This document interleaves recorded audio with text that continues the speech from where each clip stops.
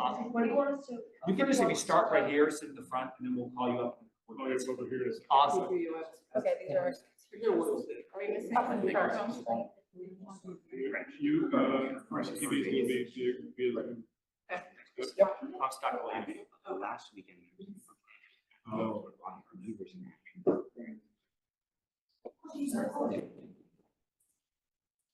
Okay, we're calling the school committee meeting from December 19th order at 7:01. We are short a couple of members today due to their business travel, so it's the four of us. Doesn't make anything less important, and doesn't mean we want to not celebrate as excellence as much as we possibly can. So here we are.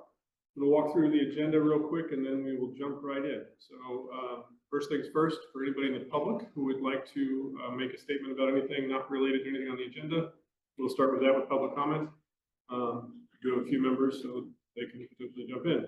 After that, we'll move to our focus on excellence. In particular, we're going to do some recognition of our DECA team who did some great work, and 14 medalists, and a few others going to state here shortly. So we're going to look forward to hearing that. We'll move from there to the consent agenda.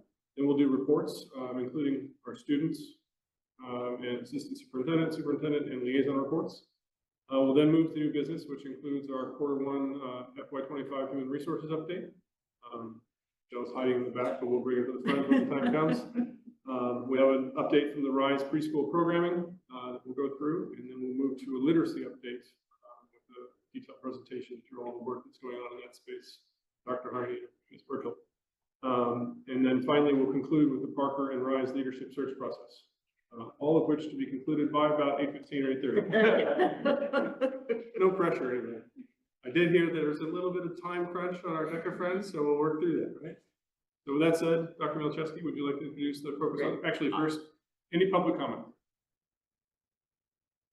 Seeing none on the Zoom either. Now, Dr. Milczewski, would you like to introduce our? Yeah, we are super excited tonight to have members of our DECA team here. I would just like to give a huge thanks to Ms. Rosenfeld for her leadership in getting DECA back up sort of to this level, and where last weekend we had 70 students compete, 14 students win medals who are now going to move on to states, which is super exciting. So I am, there's a buzz around in the building around what DECA is doing, and I think that this is just the beginning of what's some really exciting things to come. So Ms. Rosenfeld, invite you up to also invite, introduce members of your team. And I think they're going to share a little bit about what DECA does and also about some of their accomplishments.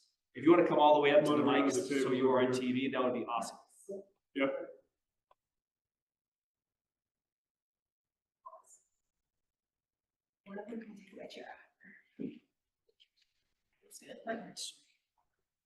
Awesome. Hi, can you hear me okay? I can hear you. Awesome.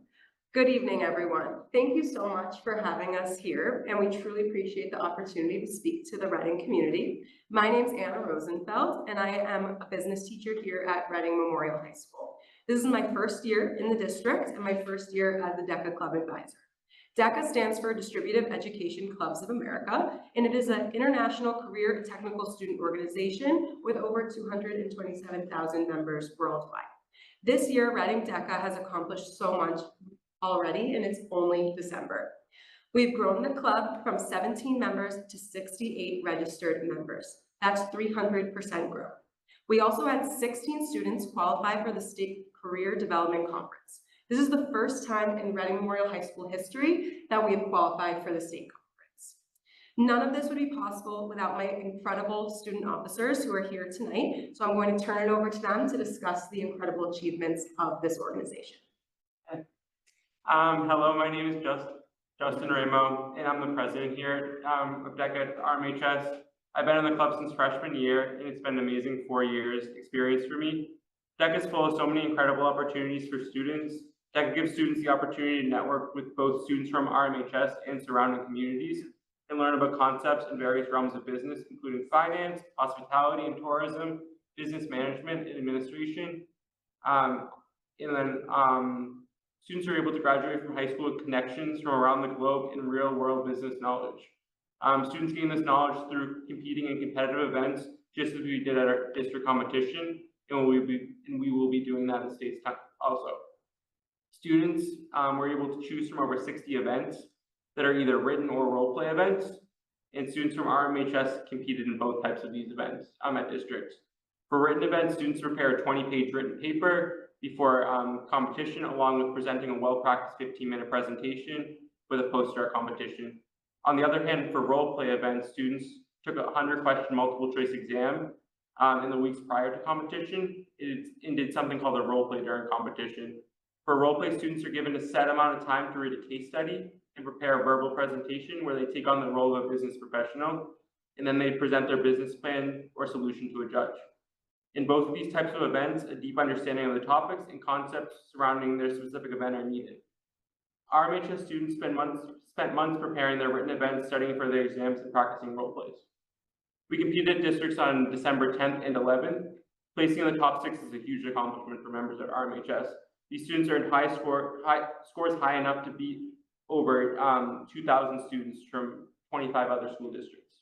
The students who will move on to states, the State Career Development Conference, include myself, Cadence McPherson, Rose Moran, Caitlin DeRosa, Sabrina Sweat, Paige Cosolito, William Montero, Lily Rogers, Sierra Sherman, Elizabeth Hockey, Bridget Gwelly, Giselle Ciano, Piper Glynn, Devin McKenna, Ted Ravens, and Aiden Mullen. We congratulate all of these members on such an amazing accomplishment. And then finally, I want to end with kind of what I plan to do for the future and business kind of. Yeah. So as an aspiring aspiring finance professional, DECA has helped me to gain a wealth of real-world business knowledge before even graduating high school. DECA will allow me to enter college with a strong business foundation that will help me to excel in classes and beyond. I'm so thankful to DECA for giving me the opportunity to explore my passions. Thanks. Hi, my name is Rose Moran, and I'm the RMHS DECA Vice President of Finance. DECA has presented me and my fellow club members with so many incredible opportunities. We've attended DECA Day on the Hill, which is a chance to network with our state representatives and fellow students as we discuss the importance of business education. Recently, we got to compete at the DECA district competition, and as Justin mentioned, many of us earned the opportunity to move on to states. While all of these events are extremely valuable for us to attend, they can be costly. In order to combat this, we've hosted a number of fundraising events to raise money for our club. Already this year, we've held bake sales, cornhole tournaments, and sold custom wedding ornaments. Despite this, we still have large financial hurdles to overcome if we want to attend our state career development conference. Each person must pay a $300 conference fee. We'll then spend 2 nights in Boston with housing costs of $267 per room per night, and we need a minimum of 5 rooms to house our competitors and our chaperones. Plus, we have to account for transportation costs to get the 18 bus into and out of the seaport. This adds up to nearly $9,000 total, which comes out to about $600 per person. Our fundraising goal is to raise $4,000 to subsidize the cost of the trip for each DECA family. We're looking for business sponsorships and community donations. If you or anyone you know is interested in sponsoring DECA, we will publicize you on our social media and all of our materials. Being a leader at this club has been such an amazing experience, and I'm so grateful to be part of it. I've gained valuable leadership experience, workplace experience, and political connections. I've learned how to communicate with my peers, organize fundraisers, and operate professionally. My goal is to be a lawyer, and this year I got to compete in the business law and ethics category, which was a great introduction to the legal field.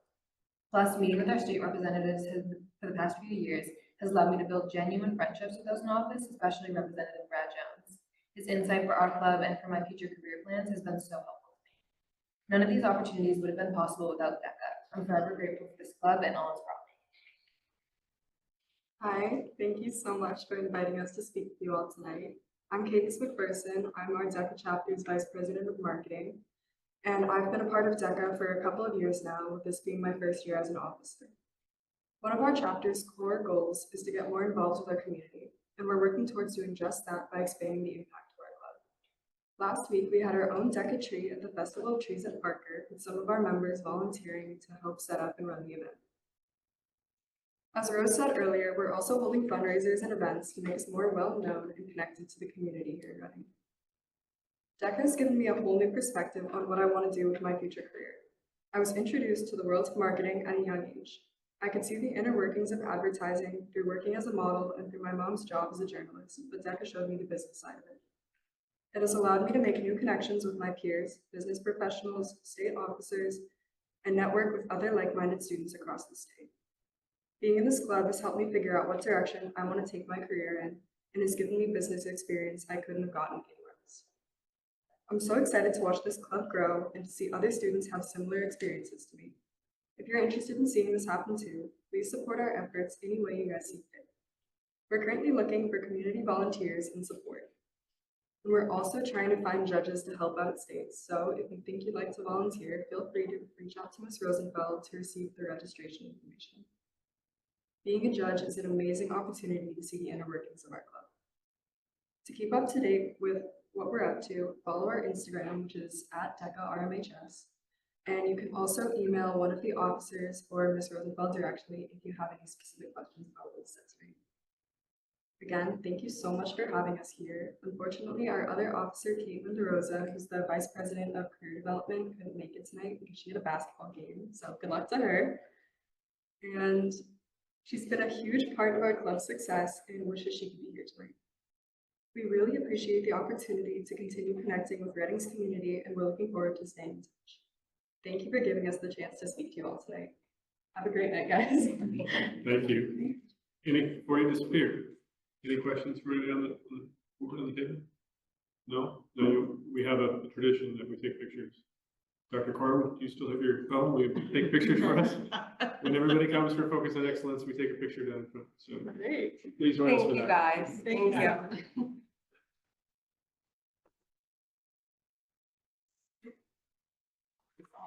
Next time you have to bring one of the challenges and put them to. Yeah. I'm curious, next time. Might not fail that one as officially as the math club challenge.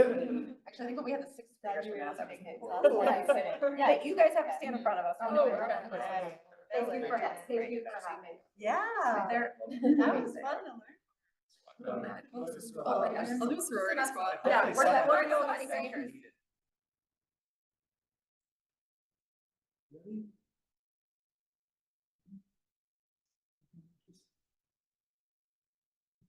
Great, thank you. Thank you so much. Thank you.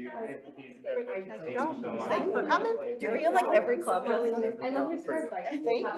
Thank you. Congratulations. You guys did a great job.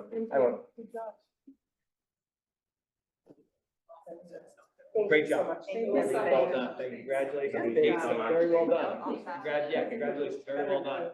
Super excited. There we go. A little bit up your alley. All right, thanks again. Take care. All right, back to our regularly scheduled programming. And we'll move on to the consent agenda. Do we have a motion? Motion. Oh, sorry. Motion to approve the consent agenda. Seconded by Carla. I'm Seconded failing. by Carla. Any questions, comments, concerns, anything on the agenda? Consent agenda?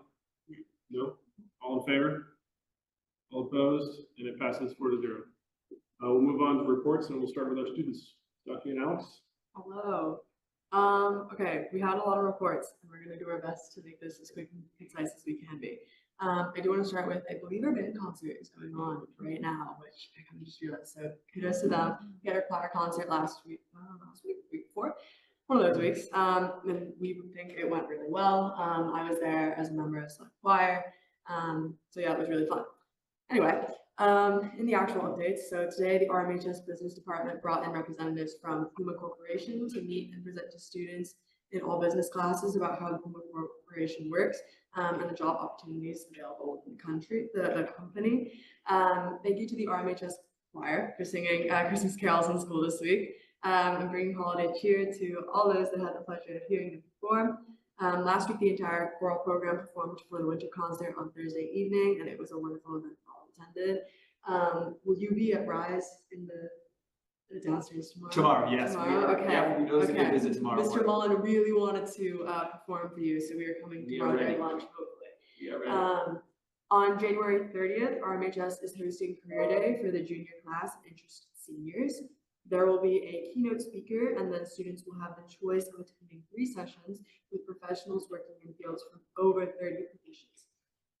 Today, the keynote speaker met with Ms. Williams, Ms. Manos, and Ms. Callanan, as well as a handful of juniors and seniors to get an idea of the work that is underway at RMHS and get an idea of, and what students would be interested in hearing about from the keynote.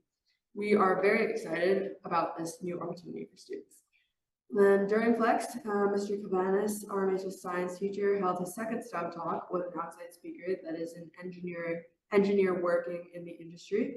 The STEM talks will continue throughout the school year during Flex and are open to students. Thank you. Yeah, I just want to say the choir was great. They went caroling through the school today, heard them during E-Block. It was fantastic. All right, so one of the things, again, huge congratulations to DECA. They competed last week and it was a huge success, as we just heard. Also, last weekend, members of the Rocket Leaders in Action Club at RMHS, Megan Calhoun, who led the coordinating drive, Declan Grant and Maya Muscarella, along with other members of the RPD, including Officer Lewis and Cooper, Officer Vadran Rusty, and Chief Clark, went to a food donation drive at the Reading Food Pantry. The pantry currently serves over 400 families per month, and in just 2 short hours, the RLA and the RPD were able to collect 3 truckloads of food and much needed items for the food pantry. All items were delivered to very grateful RFP volunteers, and this event was a true reflection of how we can serve our community together. Some upcoming events, as Sachi mentioned, the Winter Band concert is going on right now in the PAC. And then upcoming, we have winter break, obviously. Really excited for that next coming week. It's a long one this year, thankfully, with Christmas on a Wednesday. One more update on the 7th of January. The Alumni Day panel will be in the PAC for all seniors to attend. Great. Any questions for the students? Any musical commentary? No, it was a great concert. We'll be able to hopefully hear some of what's happening. We have done select choir. I mean, But we only heard the choir sing like 14. Some of us miss it with our students no Well, longer you know, in you select can make a choir. donation, Mr. Wise, and it'll show up in your house. All right, thank you both. You know the rules. Stay or go as you see fit. Okay, things to go, so you understand. Thank you so much. Thank you guys very all much. have a holiday. Happy holidays. All right, moving down the list, Dr. Hardy. Good evening, everyone. I just wanted to share with you a commendation that came in for one of our staff members that I think points to some really hard work that's been going on in our district, and also just nice to celebrate our staff. So Karen Hall, who is our multilingual learner program coordinator, received a commendation from WIDA, which is the organization that helps to organize the standards and everything that happens for our ML students. They were just writing in her praise because she went out of her way to contact them when one of the resources out there for educators didn't seem easy to work with, and she had designed a better way to do it here in Reading. She shared the resource with them. They loved it so much that they've met with her a few times to understand how she created it, and they've actually modeled the new way that they're releasing standards and the can-do indicators after what Karen created. So the work that Karen created here in Reading, the format is going to be used in over 40 states with educators in a way that really makes sense for practitioners. Sometimes when academics design things, it's great, but when you put it in the hand of practitioners, it needs to be tweaked a bit. And I wanted to bring this up because I do think it's a really nice representation of the work that's been happening in our ML department over the last few years. As you know, we've grown from probably about 40 ML students to currently, as of today, 80. And you know, each year it fluctuates a little bit, but a lot of work has gone into place to really create systems that will support our new students coming in. We've also seen that with our newer students, we tend to have more newcomer students, which are students who might be newer to the US or at the lower beta levels in their English proficiency. And so they require different supports than maybe previous students. So we're really proud of the work that's happening, acknowledging, of course, we still have lots of work to do. And they agree. So that was the other thing I just wanted. Sorry, the band is going to give us a surprise. Just wanted to share that bit of music. That's great news. I love the leading. Yes, that's awesome. Great news. Okay. Dr. Stice. Hello, good evening, everybody. I just wanted to follow up on our review process. As you know, we are legally required to do a program review every year. It can be internal or external, and we've done several external reports over the past few years. So this year we are planning to do an internal review of executive functioning. We've selected that because we've seen an increased need, and we've heard from a lot of teachers, special education teachers and general education teachers, about their concern about things being implemented consistently and that students are coming with the skills they need to be successful. We've also heard from a lot of parents, and we've done a lot of parent trainings on this. So we definitely feel that this is a need that we need to address. We know there are other areas that we're going to be looking into in the future, such as reading in the learning center. But we felt like this is something that was also mentioned in several of the external evaluations that needed to be updated. So we're in the process of assembling a team of people within our district who are very skilled in executive functioning. We actually have a few executive functioning coaches on staff that are going to help us with the planning and implementation. So a little bit more to come regarding what it will exactly look like. But we did want to let you know that this is what we're doing, and we really feel like this is going to give us the foundation to move forward, to make sure we have this solid programming for all students. Great, thank you. Any questions? Okay. Dr. Milczewski. Great. Just like to give one congratulations to the Parker Lego League team for their first place win last weekend at the regional competition, first Lego League regional competition, which is held at Revere High School. Team took first place for their robot design and also received maximum points on their robot run. So now they're going to move on to compete at states.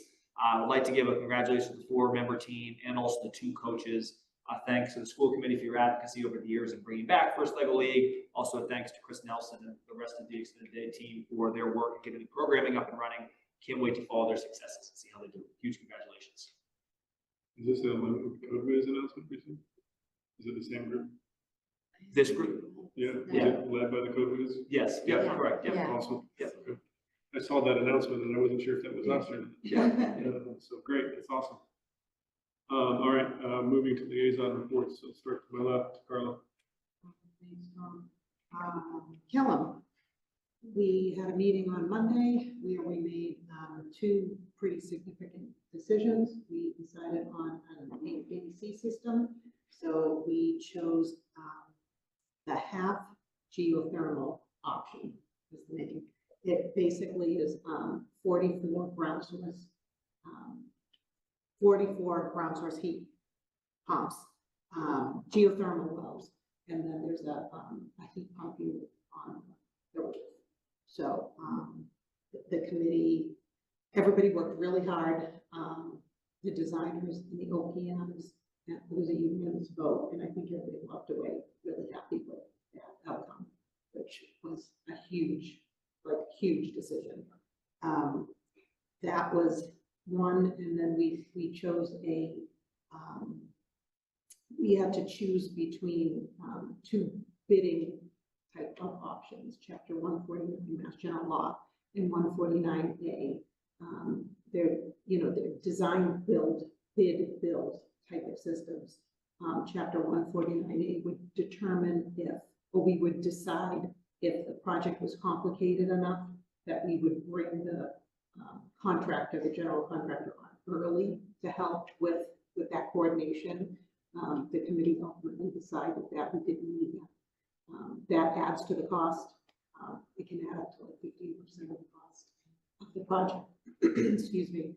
And the committee was comfortable that we would go with 149. So it's another huge milestone. So we're going fast and furious. The next meeting on January 22nd is on total project cost. So we have 2 estimators right now, the 2 big estimators in the industry, who are verifying each other's numbers. So we'll get stuff. Okay, thank you. Well, Aaron? No report. Sarah? No report. Oh, no report. How about that? Okay. There we go. So let's move on to the next portion of the agenda, and that is the new business, starting with our Q1 Human Resources update.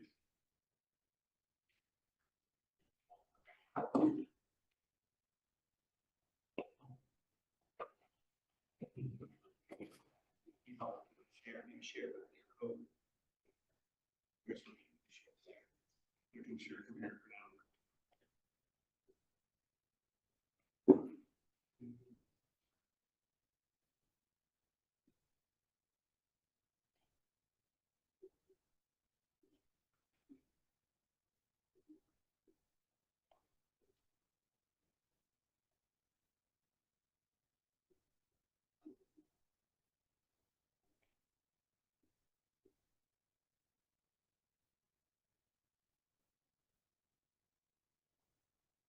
Okay, thank you. It's good to see everyone. I haven't seen everyone in quite a while. And so I put together the HR update for since the beginning of the school year. And so what I did here is I always like to provide some data on where we're at, some things that we're working on, where we're going. And so my intention with this is I have some standalone data, and I want to provide you sort of the big headlines of some things that we're working on. So when we look at the school year 24-25 hiring and open positions, what I want to just go over really quickly in terms of where we are at in terms of numbers are teachers and nurses. That is exactly the same for new hires as we were last year. 1 year teachers and nurses, that is significantly down from last year, as is our administrators and non-union staff, which is not a huge surprise. We did have a push last year we brought in the AP, elementary APs. We also have the RISE director, medical coordinator. These are some of the ones we brought in this year. So I was very much expected to see that a very low number. And the great part about it is, we are retaining staff at a very high level. One that I think is very interesting and just something for you guys to know is food services. So in food services, you see 9 new hires and 2 transfers. Of those 9 new hires, 5 of those are actually new positions, and they were created to help support elementary lunch and the extended hours that the cafeteria staff are working. So we actually only had 4 resignations in food services at the end of last school year, and that is amazing from where we come from. I remember my very first presentation almost 4 years ago, we had 17 out of 30 cafeteria staff where we were hired for. And so now here we are, 3.5 years later, and only 4 staff resignations. They're just doing incredible things in there, and Catherine Franzetti and her amazing leadership. So I want to thank them in their rollout of an elementary breakfast and all the really good stuff that they're doing in all of the schools and their creativity. For the rest, the only one that I want to bring your attention to is our daily substitute line. As you can see, we have 6 transfers, and those transfers are within our retirees and people that are leaving, but they're still being involved in the community. So we have a lot of teachers, paras, food service that have switched over into this daily substitute, and we do see them quite often in our schools still, even though they are not in a full-time role.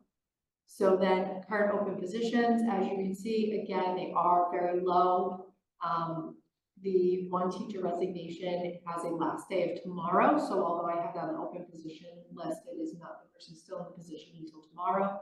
And the 4 paraeducators, 2 of those are actually very recent resignations. So those are newly opened, and the other 2 are through June 30th.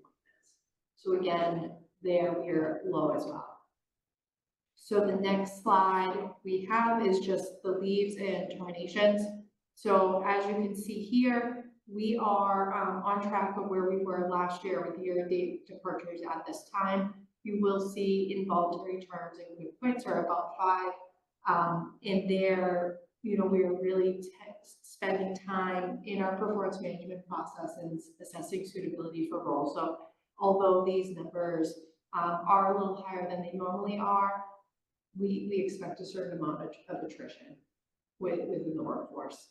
And as of right now, we only have one teacher retirement that we know about. Our leaves of absences are significantly down from last year. This time last year, we had 38 leaves of absences.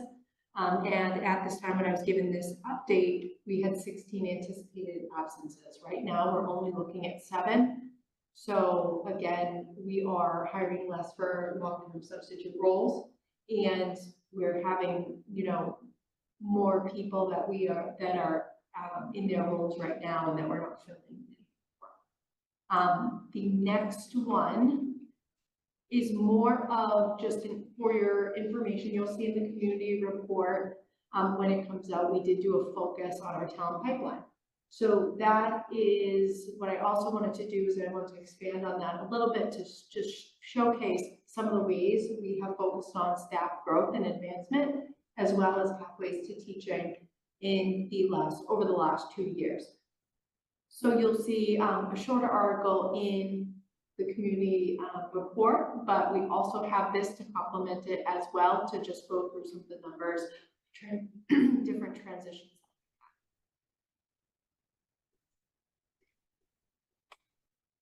As you know, we implemented ArcSed training, and this is just to confirm the things that why we went with this product, those reasons. I've listed them here, and this is the reasons why we're going to continue to stay with this product. And we are at 100% completion of the district, and we've had, since the beginning of the year, about 700 people trained within the mandated trainings. So this has been really helpful for us in tracking and making sure everything's complete. And then on my last slide, I just go over our resignations by bargaining unit. And really the big one here is, as you can see, for the last 4 years that I have data for, we have reduced significantly each year. So we are trending in the right direction in terms of our retention of staff. And you'll see, so we did break out RTA retirements. The 3 retirements that are listed as 24-25, those are actually carryover retirements from the last school year, where they had to start the year with us because of different, with MTRS, different deadlines. And those are positions that are already filled because we already knew of that retirement and we had planned for it. So those 3 retirements that you're seeing are just carryover from the last school year. So I am going to pause there and see if you have the same questions.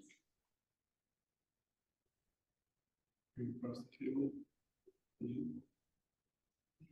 This is my favorite slide. Yeah. I love this I mean, I know that, 24-25 is not complete yet, so Yeah. we're not going to expect that there's only 6 paraeducators in education the whole year versus 31, 42, 43.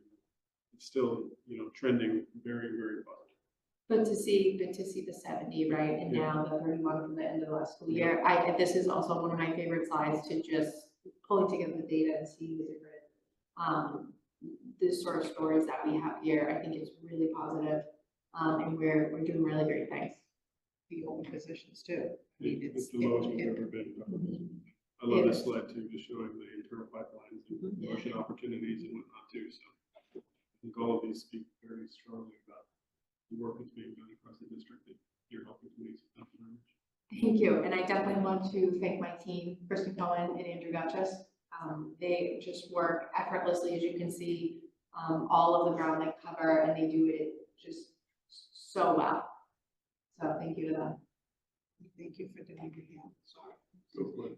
She's so close. Yes. Thank you for doing the exit interviews too. Oh, absolutely. Like that, but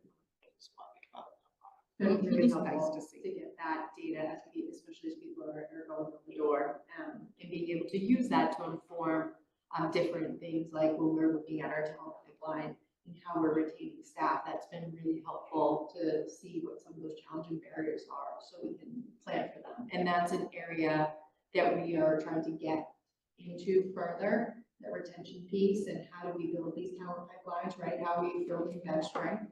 That's an area that we still want to push into more as we go through the rest of the year. Awesome.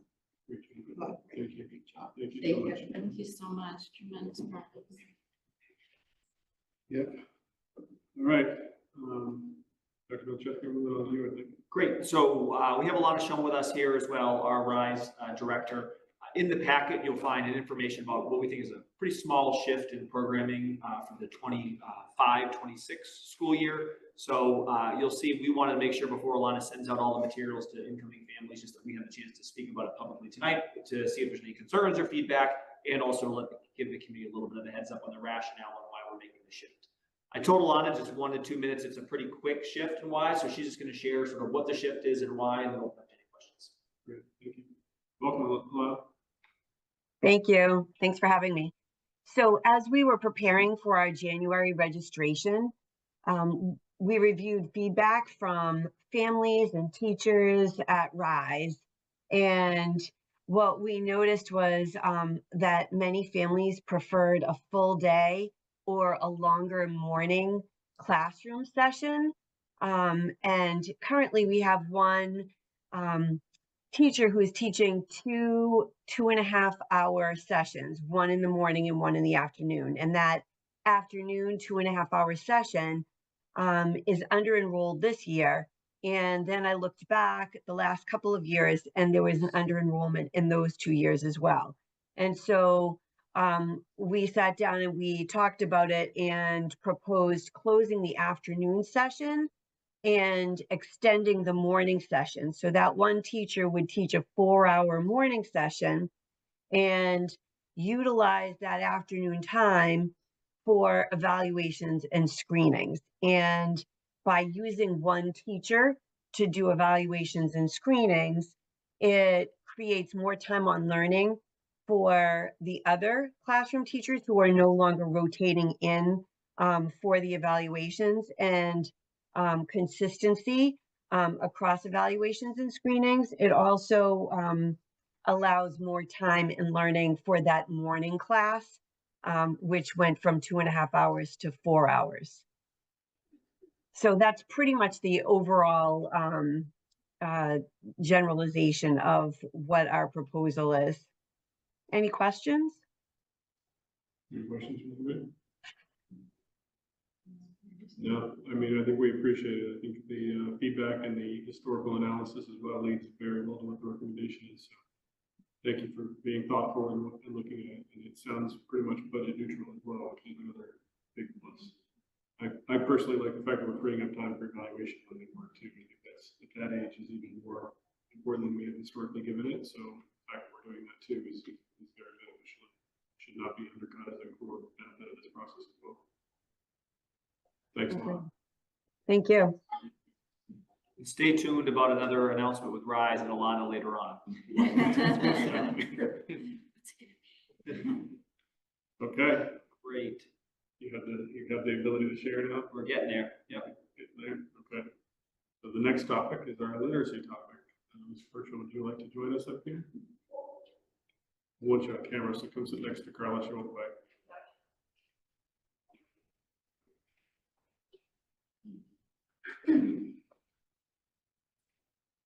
Sure.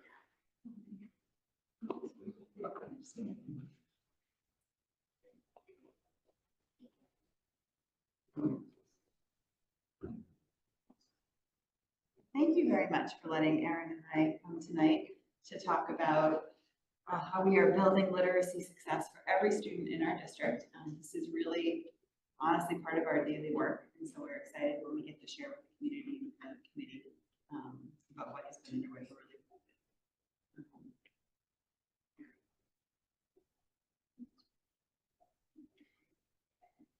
This is a very lengthy presentation, but we are not going to go slide by slide. Just to let you know, we're going to set up a little context, show you that there's some DIBEL results in here that you can dig into as you have time. And then we really want to spend a bit of time talking with you about the structures that we've built that support early literacy, screening, and intervention, and how those connect with some of the other systems in our district. Give you a quick update just overall to let you know there's other things happening in literacy beyond early literacy. And then we've popped some things at the end just as additional resources and extra data, folks that like to see everything. So early literacy is an important focus and really valuable place for us to invest our time, energy, and resources, because we know that a student's ability to read is really a precursor to academic success. And that's why there's such an emphasis on this particular academic area. Tonight, what we want to outline for you is something we think is really important for a school district to have, and that is strong systems that ensure that for our youngest learners, we understand how they're progressing in early literacy and have checkpoints along the way for students that are showing difficulties or concerns so that nobody sort of falls through the cracks. We also want to show you that we've built a system that we believe has enough flexibility so that when a student might not follow that path perfectly, they also are not left behind, or they're not, their process of getting extra support is not slowed down by the process itself. And so it's really a process that has those tight checkpoints while having flexibility to ensure that students get what they need when they need it. There's a bunch of slides coming up that are going to be our DIBELS data. We're not going to go through it detail by detail, and of course, we're happy to answer any questions that you have about it. We've also included some context, just so folks looking at it will know that DIBELS is administered in certain windows. Last year was our first year. This year we did change our windows. We started a little bit earlier, which we knew would make our beginning of the year data look a little bit different. We probably may adjust next year too. We got feedback that the second week of school might have been a little too early. Give kids a minute to come in. But those are our ongoing conversations. As you look at the students across a year, you'll notice that there's like beginning of the year, middle of the year, end of the year. During each window, the expectation grows over the course of that school year. And so there's some examples in here as to what that means, just in case you're curious. One other really big difference, just so you know when you're looking at the data, last year was our first year, and so we administered the DIBELS to our kindergartners really late November, early December. This year, and this is one of the conversations we had last year with the committee, I think, we decided to put that screening right at the beginning of the year. We did third grade first, worked our way backwards, but kindergarten was tested by the end of September. So the results really are hard to compare one to the other because of when it was administered to students, but we feel better about the early testing, and then we'll continue. So starting with our third grade, these are the results. It's really amazing to be able to see results over 4 test periods and to sort of see how our students are managing with this assessment. One of the things that we included in here for our third grade is just a little bit of a look at the students, those 32 students who are well below benchmark. This is one of the things, one of the systems that we've been working on, as well as really tracking our students that are well below benchmark. And we all know that it's important to look at how our students are progressing in each and every grade. But third grade is kind of held up sometimes as like the year where students aren't meeting with success. We start to really, be concerned and thinking about their forward progress.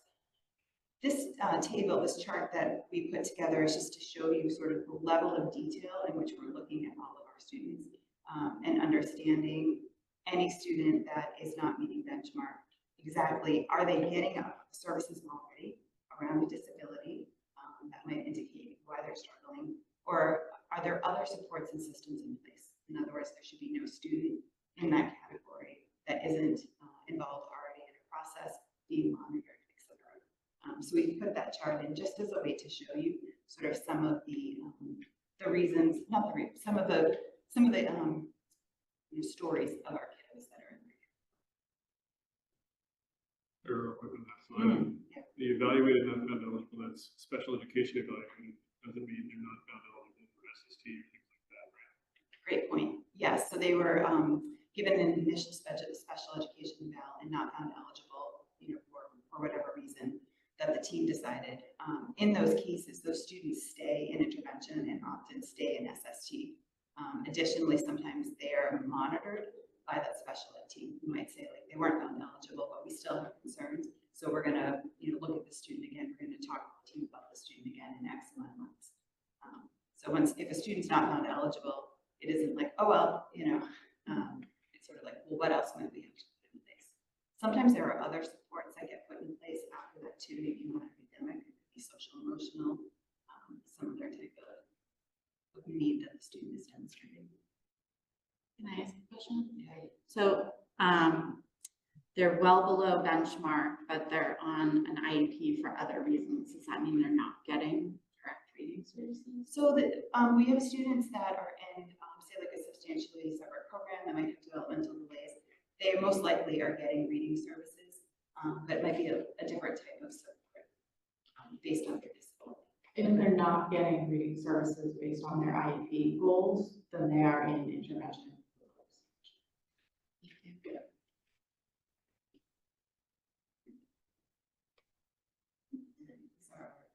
Second graders, first graders. I did put a note here on the first grade grouping. This is one of the things I was mentioning, the beginning year to beginning of the year. The other thing that's just unique in this cohort is that we had a number of students move in. Also, there were some kiddos that in kindergarten weren't assessed kids in programs when we were still learning the new tool last year. And so that number, out of those 19 kids that currently are enrolled below the first grade, quite a few of those were not tested in kindergarten.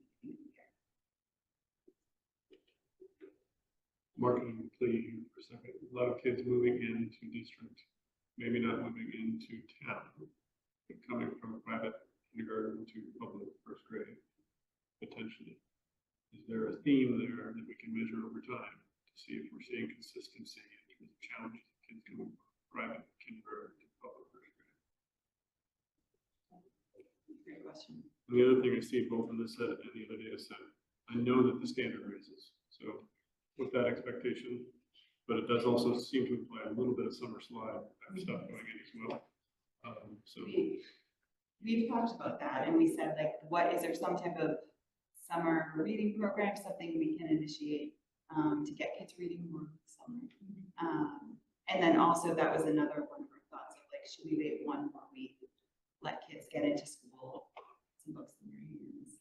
Would that be a more accurate depiction of where they are as readers? Those are some of the things we're troubleshooting. I think the piece that's hard too is, right, we want to start to intervene as early as we can, and we can't do that without the data. But then the data looks a little bit different when we start earlier, so it's really that like balance of, and this year we really prioritize like starting intervention as fast. The students who at the end of year are below or well below, are those students who likely qualify for our extended school year programming or not necessarily? Yeah, so that program is offered through an IEP for students that would experience significant regression. Okay. And I think what meeting was Okay. over, we came up, we talked about extending those reading services. Yeah. Others, academic Okay. support services to other groups. Yeah, I mean, I sort of see two categories here, like true, like they're ending the year at a deficit. They're definitely not gonna, start the following year in a much better place. So probably need genuine reading instruction over the summer, but also the category of what are we doing to encourage summer reading? Like how are we just making that a part of our core? All the way through high school, please. Yes, I recommend that. Yeah. You're good. And these are our current kindergartners.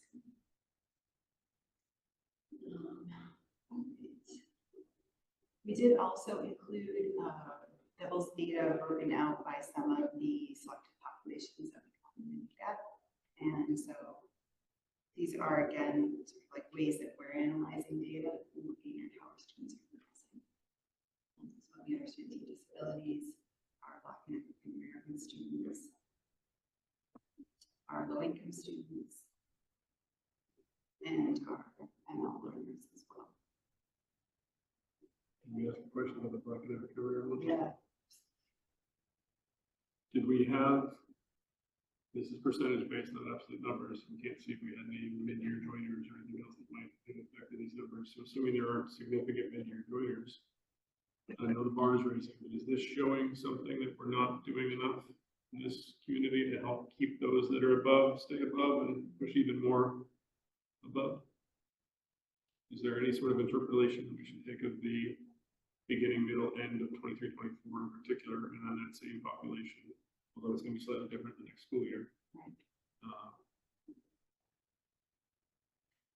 Maybe the answer is you don't know yet, but that's something that.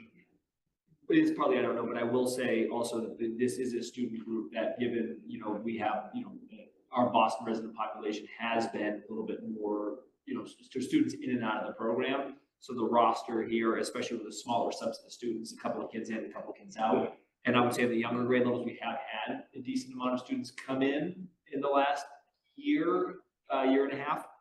So we'd have to dive a little bit deeper before we can draw conclusions on that necessarily. Well, we can. Yeah, I think it would be good to understand of those that have been here continuously. That's fair. What happens. Yeah. And then of those that are coming in late, what do we see? Yeah, great point. Again, how do we catch them as soon as we possibly can, 100%. support them as much as possible? 100%. Okay, sorry. That's a great question.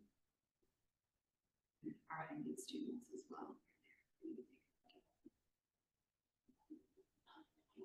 As you have heard Erin and I talk about in the past, we have also a different type of literacy assessment.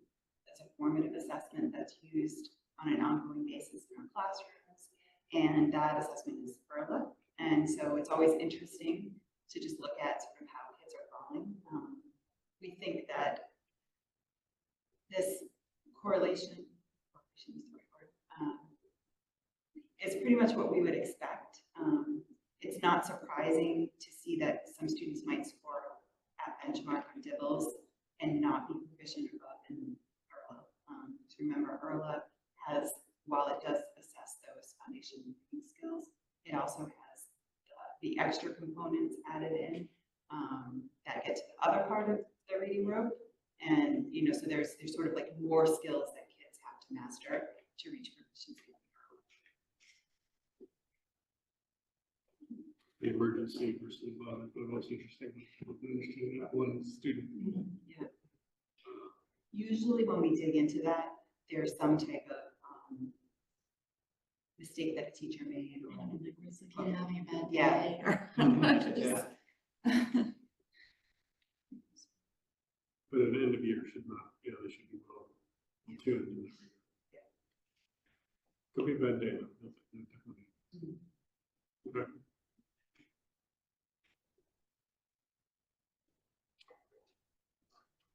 You've seen the slide before too, so this is just the difference between the ERLA and the DIBELS, so two very different assessments, right? But it goes to the purpose, how they're assessed, what it assesses, and like the data and the information it gives us, so and what we do with it. But like Sarah said, Rob already said, the ERLA and DIBELS are really different assessments and used for different things, and I think she said it really well. Like the ERLA isn't just about foundational skills, so it is about foundational skills, but also has language comprehension, vocabulary, very different pieces in there too. So that could be one editing is for. So I am going to start by taking you through a couple of our structures. These are our 4 structures that we have. We're going to take you through each one of them, and then there are systems within each of these 4 structures. And there are well-established procedures within the systems. So bear with us while we're going through. You've heard about some of them before, but we're going to talk through all of them. So this is just an example of sort of how the up and down arrows are the checkpoints in the system, the different pieces of the system. And the sideways arrows really just show the expertise of our staff and the flexibility within the system that we have, right? So if we have the screener and the intervention before it gets to SST, if a teacher or literacy specialist feels like a kid really needs to be eval, they can put it forward. Like it doesn't have to flow, even though it can flow, it does, right? I think it's also really important to say, 3 years ago when I started, there wasn't a system. Like we didn't have this type of a system where we were able to do this. And our elementary literacy specialists, so Jan Rain at Birch Meadow, Colleen DeRosa at Joshua Eaton, Erin Gibson at Barrows, Allison Matthews at Killam, and Stacey Forsman at Wood End. They have been essential in all of this, and coming together and really sort of like figuring out the system and what works best for our kids and how to be really consistent with this. So I want to extend my thanks. They're an incredible team to work with. We're very, very lucky to have them. So I'm gonna start with the universal screening, which we've talked through before, so I'm gonna talk through it pretty quickly, because we've presented on this in the past. But universal screening, answers these three questions: who's at risk, how significant is the risk, and in which skill areas do kids need more support? You've seen the next slide too. We've talked about it. I think one of the things we've really sort of upped our game in this year is really tracking progress monitoring in a really explicit way, and making sure when we meet monthly as a literacy specialist team to really like look through different case studies and make sure we're tracking the progress monitoring. The next slide shows the universal screening timeline. Again, like this is an evolving process that we have. And we're constantly getting feedback from teachers, from data, from literacy specialists about what's working and what's not. And the shifts in the benchmark assessment windows are really evidence of that. Our literacy specialists, like I said, really wanted to get in and start intervening early. And that's why we adjusted the windows. We'll talk about it, you know, as we go and see what works best. But that's where that shift came from. So literacy intervention. The universal screening structure really plays into our decisions for literacy intervention at the tier 2 level. It's really, the universal screening has really allowed us to build a consistent system across schools over the course of the last couple of years. So the next couple of slides really show you our plan for students based on if they're well below benchmark or below benchmark. Students falling well below benchmark on the composite have 100 minutes per week with the literacy specialist at the school in a small group. They are progress monitored every 2 weeks on the sub-test recommended by DIBELS, and we track those, the progress monitoring data points and look at them really consistently. You can see if they are still not making effective progress after those 8 weeks, they enter into a second intervention cycle where we do a couple of different things. We add time, we change the resource that we're using or the program that we're using. And again, there's still progress monitored every 2 weeks.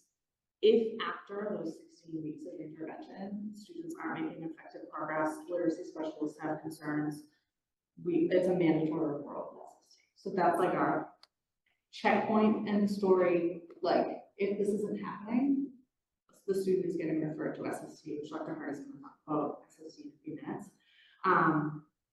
That doesn't mean that if in the middle of cycle 1, the literacy specialist is like, there is something going on, that doesn't mean they have to wait until week 16 to intervene and bring that student onto SST. We've had some instances of that happen. In terms of below benchmark, students falling below benchmark are working primarily with literacy tutors at the schools for 50 minutes a week. So it can be, you know, 2 by 25. It just sort of depends on schools and schedules at that point. They are also progress monitored, but they're progress monitored every 4 weeks. That's the DIBELS recommendation. And again, there are different sort of checkpoints along the way. The next slide shows the various like programs, protocols, resources that we're using based on student need and student skill sets at both the well below and below benchmarks. We use individual level data to determine what each student needs and when they need it. But those are some of the resources that we're using.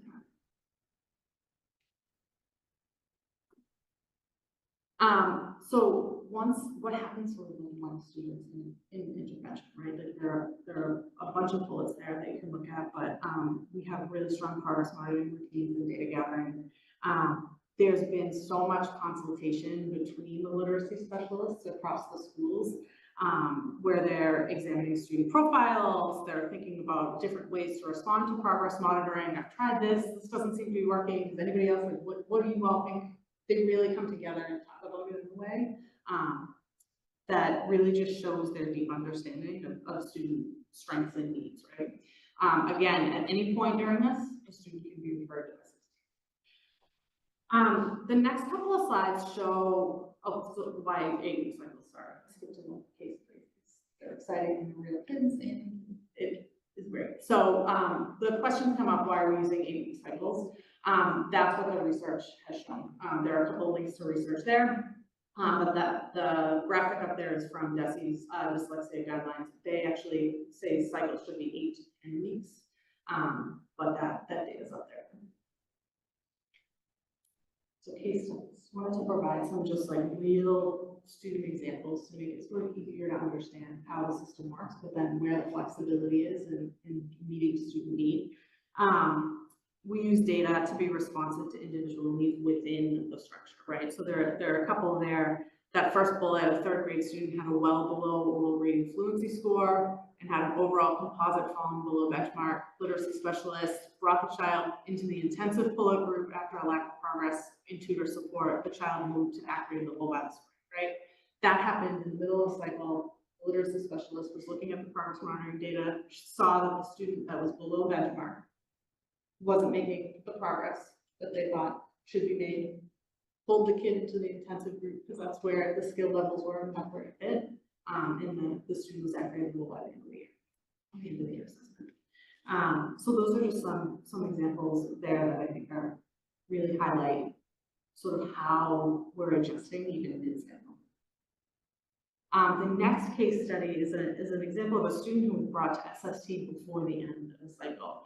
And one of the reasons I think this example is really powerful is because it shows the complexity and how different systems we have in RPS are sort of playing into one another. So this is a 3rd grade student who was an MLL newcomer last year, was in tier 2 intervention all last year as a grade 2 student, but was given a little bit of extra time in a tier 2 intervention because they had limited English proficiency. Started the year this year in tier 2 with the literacy specialist, but after 2 progress monitoring data points, it was like, we're gonna refer this to the system. It also plays into, there was an MLL success plan developed. So it's really about how our systems are working together and how we're really looking at individual kids and what they need as we go along. The next slide is a fun little progress monitoring data geek out. So the top sort of row is how we are internally tracking kids in terms of progress monitoring above or below their aim line, which is their like individual goal to get to the next sort of benchmark. And what the bottom is what it looks like on the MCAS platform we use to store it in Crossfield.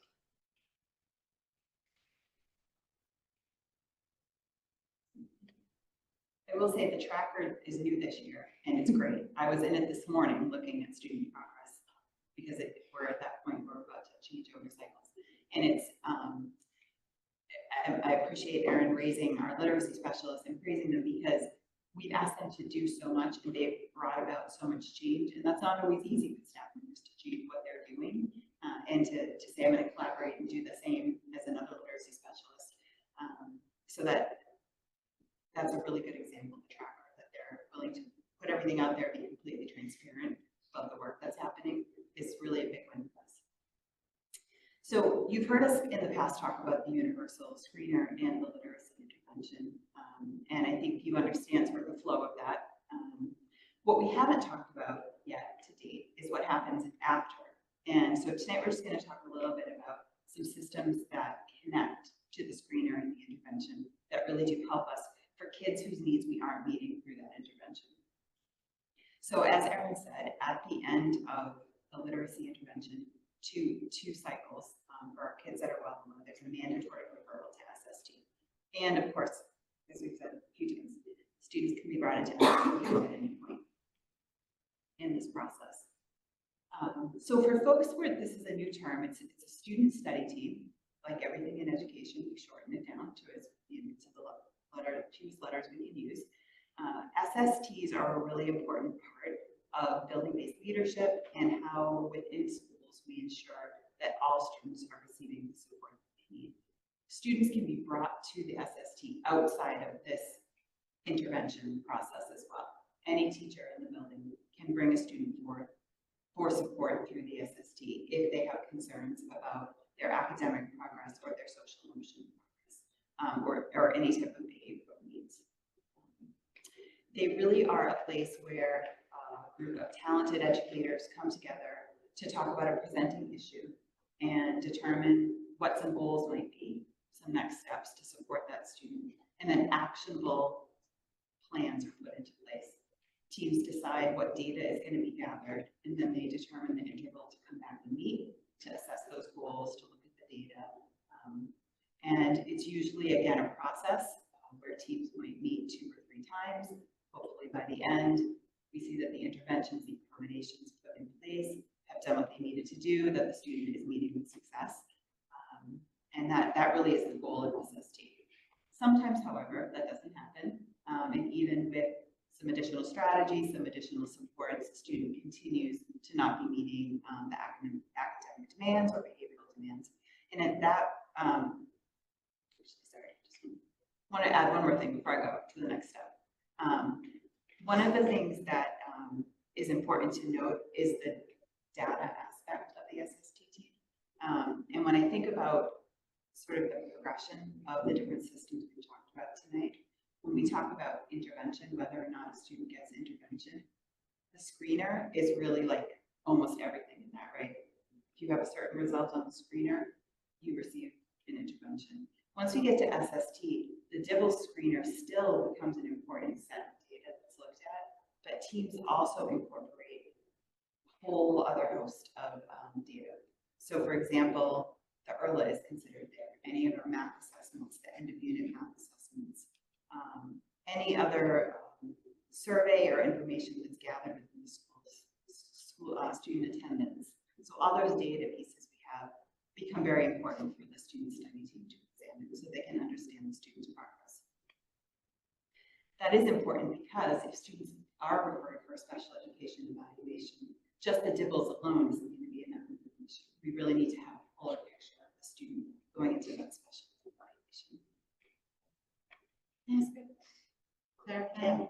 So is it one SST for the building, or would it vary by student?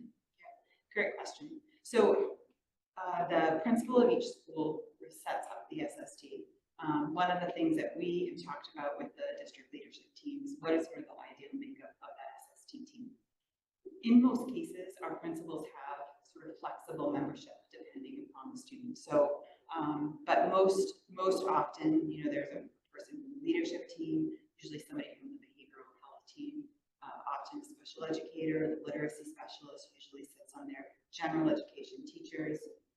And then depending on the presenting issue that's being considered, other folks might get pulled in. So if it seems like it could be an OT issue, one of the OTs, the OT might be invited to sit for OT. If it's a student in the lower elementary, it might be that the teacher rotating is a K-2 teacher versus a 3 to 5 teacher. So there are folks often rotating in and out of the team, but really the thought is that we want to have folks around the table who are going to be able to help analyze what might be happening with the student and give suggestions for interventions to try or different combinations. So given all those people, do they have a regular meeting time? Each school, again, does this a little bit differently. So some of the principals have a regular meeting time that's planned out. Other principals schedule it based on who's in the meeting. Okay. Thank you. And when they can get coverage. Yeah. So if that SST process results in really at any point in that process, if the folks in the SST, and especially our principal leading it, suspects there could be a disability, that triggers the move to a special education evaluation.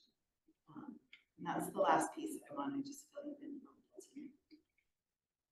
So I've sort of been tracing for you the role of data up to this point and how we're monitoring and supporting students. Once we get to the special education evaluation, we add in another tremendous amount of data, and it's really a different type of data. While DIBELS is nationally normed, and it is a predictable test, once we start to talk about the evaluations that happen as part of special education, you're really talking about another level. And at that point, DIBELS becomes just a very small piece of what's considered. But there are, very specific timelines and procedures that are followed for special education.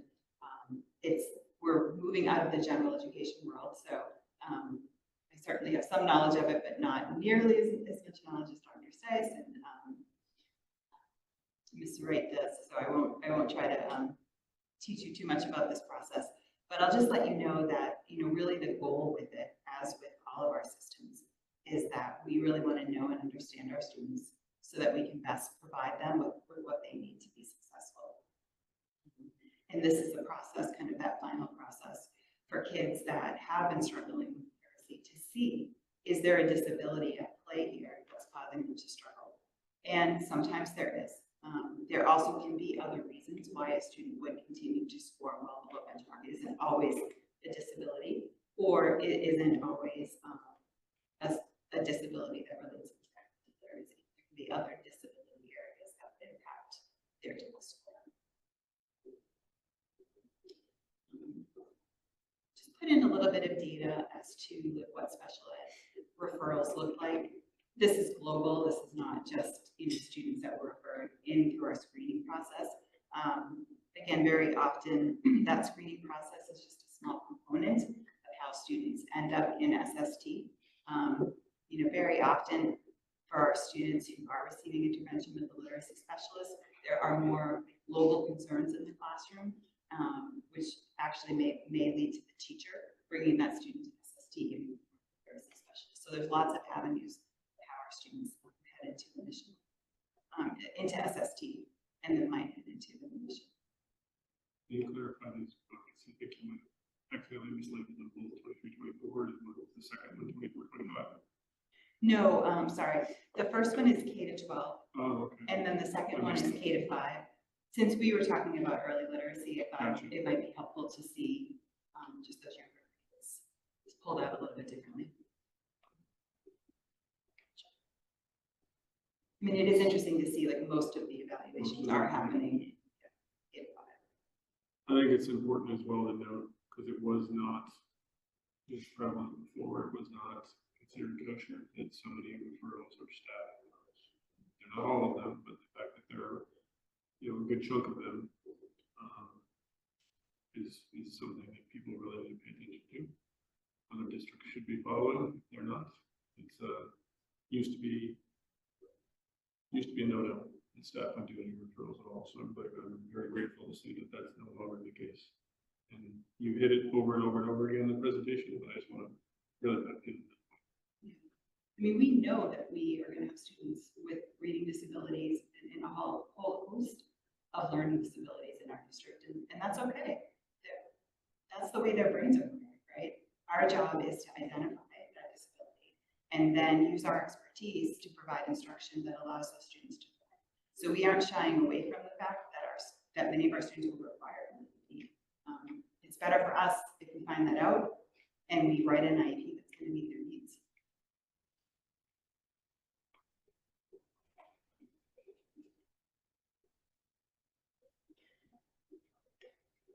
So early literacy obviously is very important. It's foundational to future success for our students, but we also know that we need strong literacy programs beyond 3rd grade. And so this is just a list of some of the things. These are all actually in and of themselves pretty huge projects that we have underway. We are super excited about our middle school rollout of Amplify ELA, a high quality curricular resource. Our 2 middle school principals have been extremely supportive and on board. Our middle school teachers are doing an amazing job with a really hard lift, going from not teaching a program to having to learn the ins and outs of a new program and new texts. We're finding that the focus in Amplify ELA on building the skills of our students is exactly what our middle schoolers need. And so we're really optimistic about how we're going to see growth. This, of course, is paired with high quality professional development. As we know that any standalone program without PD will not be successful. We continue with robust PD with our K-2 teachers in our Public Literacy Science reading course. And we also have been providing PD for our grades 3 to 5 teachers in the Writing Revolution, which we think is a really nice complement. It's a technique that maps so well onto our core. And we actually got to see some of it in the classroom. We were at Killam not too long ago, and really think that is something that not only our teachers are enjoying, but we help for our students. We've implemented sort of a new professional learning structure with our lit labs, which is K-5 teachers that are getting some extra special PD, but through that, able to step up as leaders in their building, also giving us feedback. So it's a really amazing feedback loop to understand where those tough points are and ways to adjust it. And as you'll see, a few more things mentioned on here, but overall, there really is a tremendous amount of focus in our district on improving literacy and doing it in ways that are sustainable and that really are student-focused. With all of this great work happening, we always have an eye forward, sort of thinking about any obstacles and things that could be done to help us improve even further. I will say we have Liam Lascalo, who's our data specialist, is amazing. We would not be able to pull reports like this together for you without him. But even so, there's just so many pieces still that we're pulling data from. And that is one of the things, like having a more comprehensive system to store our data in, to be able to sort for our building principals, to be able to drill down and look at students across multiple assessments would help us. So that's one sort of area we wanted to highlight for you. We could always use more time for our literacy specialists to collaborate. We have some amazing tutors in Reading, which is really an asset for us, but there isn't necessarily all the time that we want to have them meeting with the literacy specialists and receiving some of their additional training. So I think that just that continued investment in Tier 2 staffing is always going to be an important thing. The other thing that we've really started to look at and think about as we're having this more robust DIBELS data is really where do we need to put our resources. In the past, things were sort of approached from we have 5 schools, so there's one for each school type of mentality. But now that we have data to show, it really lets us examine where are the students that have the most need and what's our bucket of resources and how can we deploy that. That's just sort of one of the things that we're really thinking about.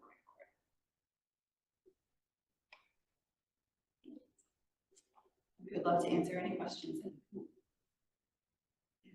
I was gonna say, please. So I first of all, very appreciative of all the work happening, and this presentation was chock full of helpful information. So thank you both. I know we're only about a third of the way through the school year, but I'm curious what feedback you're hearing from the middle school teachers on Amplify. I mean, I think it's a tough shift, right? Like going from no program to a full program to a full program is really hard. So I mean, I want to honor them and know that like they are doing it. And I said to them, this is my third year 1 in as many years. And it's really overwhelming every time. But they are really doing it and they're really working. Dr. already mentioned the building leadership at both Coolidge and Parker are really on board, and they are finding ways to support their teachers in adjusting time for professional learning in different ways. And I'm really grateful for all of their partnership. And correct me if I'm wrong, but it's not a 180-day curriculum, correct? So the 100 lesson cap. Okay. 100 lessons. So as opposed to the full scope of the year, 100 lessons. So there's still some room for individuality based, still meeting standards, obviously. But okay. Thank you. So I'll echo Aaron's things. It's really so exciting to see that we're getting to this level of data and detail and really making data-driven decisions on behalf of each individual student. And to Tom's point, it really empowering our staff to make decisions and recommendations for each kid, and like they can step up and what we need to do. And I think you started to get to this. My biggest ask coming out is how we're staffing the buildings with the one literacy specialist and tutors is that, I get that we're at a level budget, but thinking ahead, like where do we see this going eventually so we can start tracking towards that direction of like where should we be heading with our model of how we support as we're identifying more needs. And I think a couple requests really in addition to what we're seeing I think I'd love to see also, not necessarily, but expanding the early screening. We just talked about that, about the RISE updates around additional evaluation time, getting a screener in there, knowing we have those kiddos in RISE coming up. So okay, like knowing who is coming, expanding that literacy screening down, and also following our middle schoolers in some way as well to see where they're heading, tracking to this high school, and starting to include that data in the presentation. I'd love to see us add in, you have the slider on the grade 3 students who are well below benchmarks, seeing that for grades K, 1 and 2 separated out as well. And then slide 41, which is the special ed eval referrals, split out by grade level. And for the students who are not found eligible, especially the parent referrals, because that's the lower bucket typically, how many or percent were re-referred in subsequent years and found eligible by grade, so we can kind of look at, you know, where are some of those kids falling through in the pathway for those. Give me a short Broncos playing.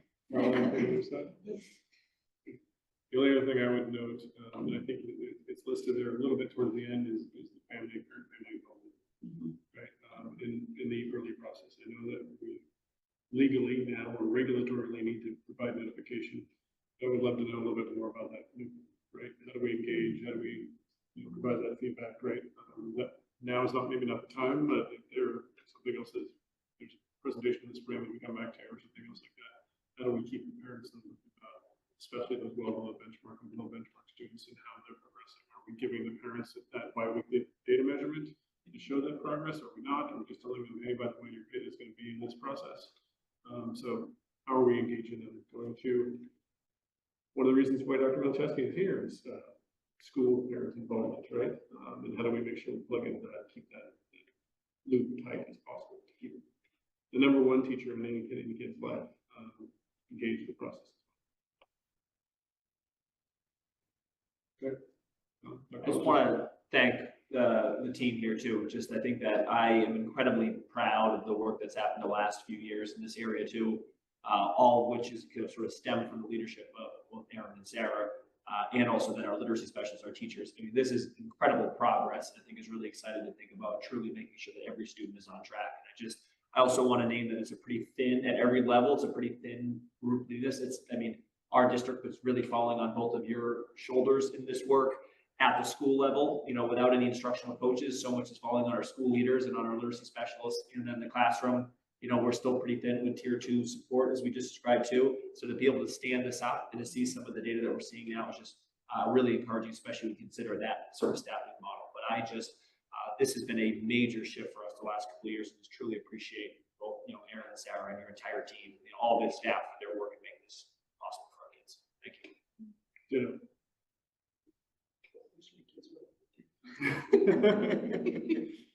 For more reasons than this, I'm sure. Yeah, I'm sure that's true too. Okay, Aaron, Sarah, thank you so much. Thank you. Dr. Milczewski, I think the last item on the agenda is yours as well. Great. So I'll just give a verbal presentation on this. First, I'll talk about the RISE search process update. As you may remember for the community, that Alana Schoen joined the community on August 22nd and said that she would be happy to step into the RISE director role in a one-year position in her last year before retirement to provide some stability for the community. As you know, Alana had been a long-time member of our community. We had planned to launch the search again later this winter. Alana came up to us and said, hey, I'm really enjoying this, really like it, and I would consider another year if that's something that the staff would like. That then became a pretty easy process for us afterwards. For those of you who know Alana, we're immediately drawn by her knowledge of the district, her experience as both a building-based administrator and also a special education administrator, and just her skill as a leader. She's a strong communicator, a huge part of that is listening. She's all about the kids. She builds great relationships with any stakeholder. She is very well respected by everyone in our community. This was pretty easy in terms of I knew that when I would make this announcement, not only do we think really highly of her, but it's something that everyone would say, yes, it's the right choice. So a huge thank you. So therefore, we are going to name Alana in one more year as the RISE director. We have asked if she'd continue on past that. She said, no, this is, there she's still on. She's already still on. Said, this is it. So, but we will, I think RISE is in great hands for a year under her leadership. We just announced it to the staff and they were absolutely thrilled about this too. So we're gonna try, trust me, I'll try. But a huge thank you to you too, when I know that, I have a lot of family commitments outside waiting for you as well. And you have done an incredible job since coming in August in being the strong leader of the program that we have wanted. They have really wanted. So to come on for another year it really is incredible. So thank you and welcome back. Thank you. Is there anything you want to share or say? No, I'm just excited about it. I'm really enjoying it. So thank you. Seems like she's having fun. So thank you, Alana. And then the second search with that interim was around the Parker, both the principal search and the assistant principal search. So the community knows that we last summer we had committed to running a full search this winter. As part of like the first step in that process, I wanted to do my due diligence and start to talk with everyone in the community that I could about their leadership. First of all, that happens very informally when I'm around the community, talking to parents, talking to students, talking to staff members, but also went through a more formal process to try to gather feedback. That looked like I met with over 30 staff members one-on-one, face-to-face to hear their perspective on how the year was progressing thus far. I met with all the team leads and all the union leadership at Parker, and also met with almost all of the parents who are on the board of PTO and also school council representatives. After meeting with all of them, I was pleasantly surprised in the way to say that the feedback around leadership was both unanimous and emphatically in support of the leadership and believing that the best path forward was to have both of them remain in the role. And I was a bit surprised because it is really hard to find in leadership like unanimous and emphatic support, especially when we know there was, the last couple of years, there's been some transition in Parker. Which then put me in the position, what do I do with that feedback? I had, and I think our team had, the intention of moving forward with the process. After hearing all of that feedback aligning to how we felt about these leaders, it became pretty straightforward what the best option was for us. And that is to announce both Beth Simpson as the permanent assistant principal and Dr. Jill Story as the permanent principal in the building. That, I think, kind of why that versus the full search. One could argue that, going through a search is the more transparent sort of way to go about a process and sure casting a wider net. I would argue on the other side, when you have someone who, first of all, both leaders who on paper would be, I would argue, a top candidate, if not the top candidate, any search they would go to externally. So very well qualified on paper. Two, a track record of success in the community that they're going to be serving in. Both leaders have come in and done an absolute amazing job. People are pointing to Jill's, I think, strategic thinking, her ability to manage the millions of things that are thrown at a principal day to day and handle that really well, and an ability to truly listen and take feedback and use that in her decision making. Beth Simpson, people, first of all, always speak to her ability to build relationships, first and foremost with students, but also with any community stakeholder. Would you know in a relationship business, particularly as an assistant principal, how important that is? Two, her ability to hold people accountable, sometimes they don't even realize it, and provide support at the same time, particularly around like student behavior, around staff expectations. It's been very, I think, admired by many in the community. And I think something that people continually said about Beth was just her holding herself to a really high bar and holding all of those around her to a high bar. Beth, I'll give you a couple of examples. Beth went unsolicited with if a student was having a difficult time. One of our Boston resident students said, hey, why don't we just go do a home visit, check in with the family, hear what's going on. Did that on late on a Thursday afternoon with Jerica Santiago because she thought that was the best thing to do, to build that relationship and that rapport, not looking for anyone to sort of give her any praise or attention for that. Another day, there was an issue on our Metco bus. Next morning, you find out that Beth is at the yard in Woburn at 4:30 a.m. getting on the bus, trying to take things in her own hand. I think you have two leaders who individually are really strong, but also as a team are really, really strong. So when they've had that's the type of feedback we're hearing from the community, and on paper they're really strong. And also we're mindful that there's just not a lot of people clamoring to jump into those roles in the middle school principal, middle school assistant principal. Anyone wants to give it a try for a day, come on by, they'd be happy to throw you in. It made it a pretty easy decision. I think I have a tremendous amount of respect for both of them. They're both driven, motivated, like high-performing people, and I really am excited to see where they're going to bring the Parker committee under their leadership. I think both of these processes were in a really good place. Just again, congratulations to the three leaders, and a huge win for us to be able to keep leaders of their caliber in our district. say something.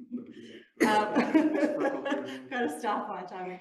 I just want to acknowledge what a collaborative approach you took to this. They were both easy decisions, or all three, I think, were easy decisions, but you didn't take the easy route. You spent extensive time talking to staff, talking to parents, getting all that feedback, and how validating for staff to know that they were honest and they shared that feedback and that meant something. And I think particularly as a Parker parent, you can feel the difference at Parker. And I've been at Parker a long time. You can feel the positive energy. You can feel how smoothly things are going. And the response from families I know has also been like universally positive. So I too am excited that I get to witness it all firsthand through my child. So, but thank you, truly.